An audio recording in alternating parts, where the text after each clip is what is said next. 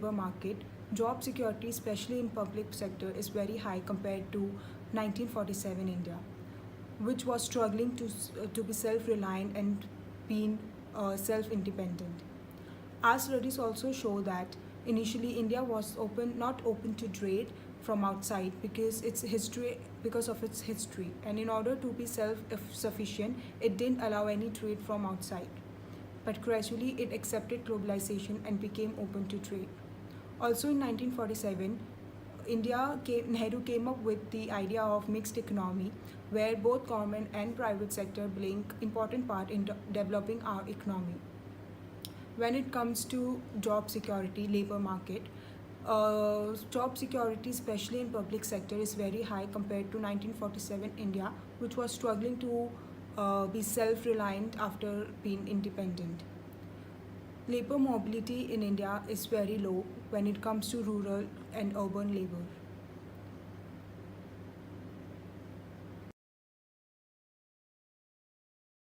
India's glory. Asian India was one of the most richly developed regions of Asia. Artifacts derived from Indian civilization can be traced to at least the 4th century BCE, such as the famous treaty on economic and military strategy. In age of Mughal Empire, India was wealthy enough to sustain a population of 100 million, developing advanced techniques in agriculture and textile manufacturing. India possessed 22.6% of total GDP. Explorers from Spain and Portugal were attracted to India on the promise of plundering and trading gold, silk, and spices. Self-sufficient India expected products that were much in demand by its foreign customers as luxurious ivory, fine wood, precious stone, perfumes, and spices.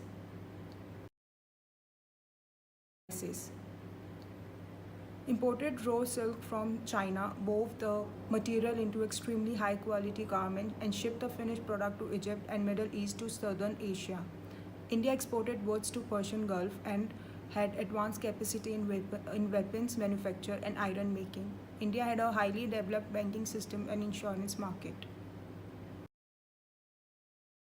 British East India Company imposed itself by force and used its dominant position to monopolize all trade in the region. It was granted governing powers over the region, giving it control over tax collection for more than 10 million people. Between 1765 to 1857, the company considered India as a vast plantation, the profit of which were to be withdrawn from India and deposited in Europe.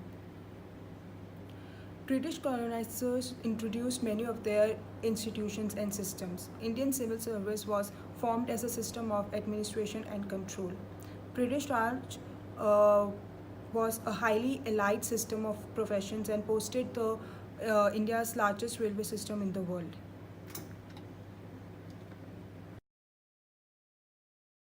Independence. After independence, India had to rapidly work out strategy for economic development in order to maintain independence and self-reliance. Domestic manufacturers viewed for market share by encouraging Indians to buy homemade or Swadeshi goods. Domestic entrepreneurs had built the beginning of an industrial society with the share of economy constituted by industry having grown from 3.4% to 7.5% of national output by 1947.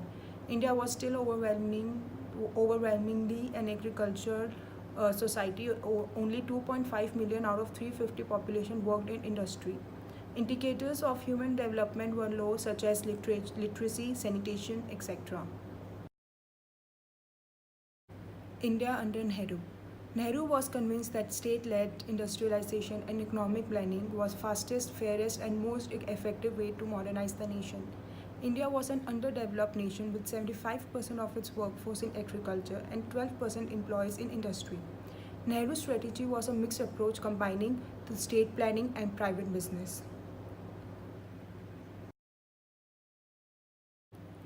Now we'll talk about India's Planning Commission. It was established in 1950. It made one of the world's most serious and deep attempts to make long-range economic planning work. The first five-year plan. It was from 1951 to 6.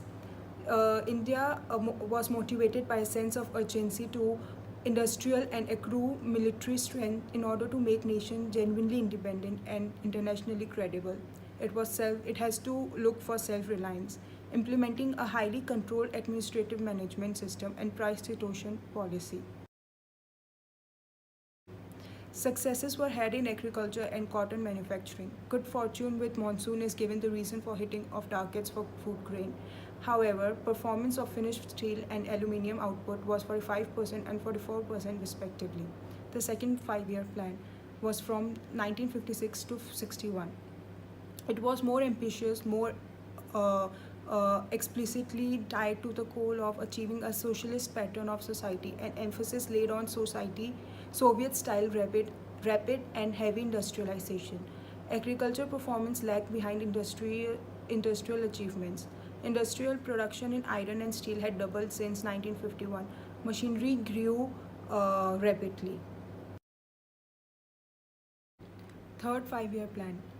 It was from 1961 to 66. Brief Sino-Indian War of 1962 exposed weaknesses in the economy and shifted the focus towards the defense industry and the Indian Army. There were also severe drought in 1956. The war led to inflation and priority was shifted into price stabilization. The construction of dams continued. Many cement and fertilizer plants were also built. Punjab began producing an abundance of wheat. The target growth rate was 5.6%, but the actual growth rate was 2.4%. Fourth 5-year plan was from 1969 to 74. Target was to raise India's status to that of G7 industrialization. India's planners would need to contrive a growth rate of around 10% per year to achieve this target.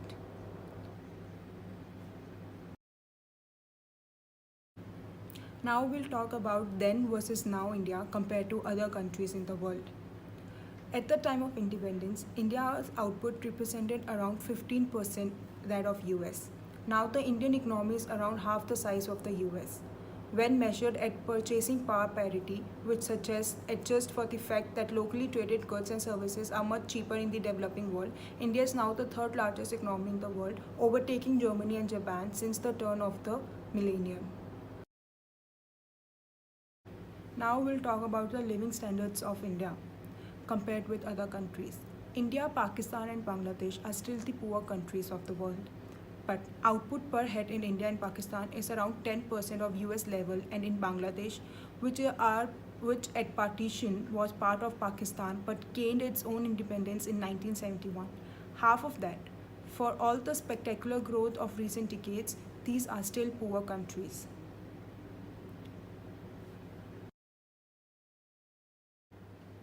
Now we'll talk about life expectancy. At the time of partition, life expectancy of at birth in India was mere 32 years. Over the last 7 decades, India, Pakistan, and Bangladesh have made dramatic strides in healthcare, immunization, nutrition, and prevention and treatment of infectious diseases have all improved, leading to reduction in mortality rates. As a result, people in the subcontinent can now expect to live at least twice as long. Today, life expectancy is 66 years in Pakistan, 68 years in India, and 72 years in Bangladesh. Plenty of challenges remain. While infant and child mortality rate have decreased significantly, they remain high. Infant mortality rate in India 38 deaths per thousand live births, and Pakistan 66 remain among the highest in Asia. The three countries are also battling non-communicable disease such as diabetes, cancer, chronic respiratory, typical of countries getting richer. Education. India has made impressive gains in literacy rate, which increased from 16% in 1951 to 72% in 2015. Challenges, however, remain.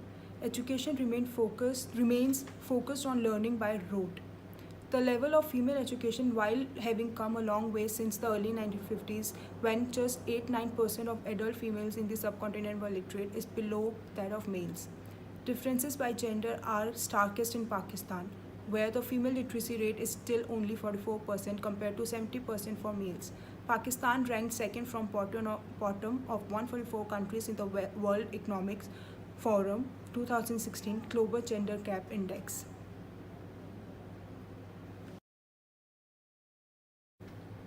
Conclusion. Traces. Part of Indian industry have developed rapidly in recent years, with several companies recently becoming internationally recognized. Example: Tata, Lakshmi Mittal, Reliance, and textile giant. exports to over 100 countries in the world. In 2008, Tata bought Jaguar Land Rover from Ford. Currently, UK produces 20,000 engineer graduate per year, whereas India produces 1,70,000. India's cultural economy is also relatively high profile, especially the so-called Bollywood movies, which today not only make film but for domestic consumption, but increasingly linked into the value chain of Western products. Sizable investments are made in human capital. Indian unions are a reasonably powerful pressure groups. They are independent from the state and are often vocious. Shortcomings. Indian infrastructure remains a problem. Underpricing and theft of electricity power is rampant, leading to power cuts. The extent of highway building in India is very small when compared to China. Building projects often involve kickback and other forms of bribery.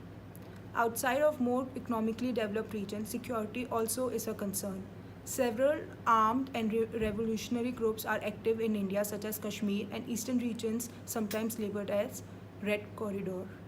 Child labor, although officially illegal in many forms, but is still a persistent problem in India. Campaigners estimate that as many as 11 million children are forced to work in India, many in potentially hazardous industries. Bonded labor is also known to exist. This is where workers are forced to work to release them from some sort of debt bond, often passed down through generations.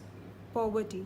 Although rate of poverty have been declining at increasing pace since 1980s, around 1 in 4 of the entire Indian population exists on an income less than $1 per day. Malnourished. Around 46% of children aged under 3 are underweight as compared with 30% in sub-Saharan Africa and 8% in China. Educational opportunity and distributed extremely unfairly. 4 out of 10 Indians are illiterate. India's life expectancy is 64 years, lower than that in many poor countries. 71% cannot access sanitation. India's financial sector is characterized by high level of domestic saving but low level of financial intermediations. Indians try to keep money aside because of economic uncertainty. Government India's investment is also low, contributing to infrastructure inadequacy. Media coverage of India often reports spectacular elite global level feature, reinforcing the impression of India's rapid growth and globalization. Top Indian elites are now comparable to those of other BRICS in terms of their wealth and behavior. India remains a low middle income, unequal income distribution. Thank you.